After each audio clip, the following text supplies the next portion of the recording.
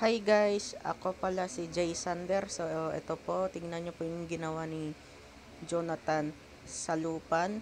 Ninakaw niya po yung video ni Eugene San Diego. Tapos yung ano ko, ayan, tingnan yung ginawa niya sa mga video. Ayan o, nagnanakaw yung mga, ayan o, pinagnanakaw yung mga video ko. Yung video ko yun nandun sa lumang kong YouTube channel. Ninakaw niya. Puro fake yung video niya. Tingnan nyo, pati yung video ni Team Plasma PH, ninakaw niya. Tapos pati video ni kung kaninong karaoke YouTuber yung kinukuha. Kung sino-sinong karaoke YouTuber kasi ninakaw ni Jonathan Salupan. Tingnan nyo, ayan o, tinangay video ko. Oh.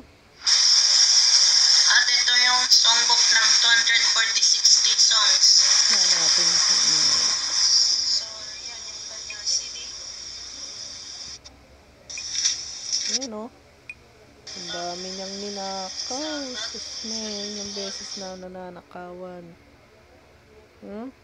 Tignan mo yung pati. Tignan nyo to. Bulak yung ano niya. Yung ano ni Jonathan Salupan. Daming kinuha. Sama ng magali. Nakahan na ba eh. Tingnan mo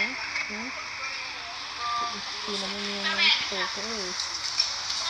Tapos ito naman guys.